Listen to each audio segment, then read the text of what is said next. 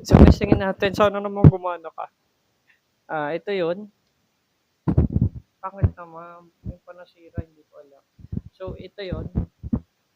Bagong earpiece natin. Sut ko ngayon siya. Tinatesting ko siya pa. Yan. Sumulit siya. Okay. Susunod na lang tayo bibili ng bagong mic. Kumpara sa mga dating wireless na nakikita mo sa market, sa TikTok, sa Lazada, Shopee, ulit siya. Ayan, no? Hindi makita. Ayan. So, kasi may rubber band lang na nakadikit.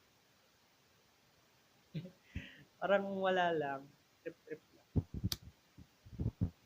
Hindi ko pa alam kung ano yun. Maganda yung kanyang audio. Longevity. Pero yung audio maganda. Dapat nakadalawa kang headset. Hindi pwedeng isa kasi mahina siya.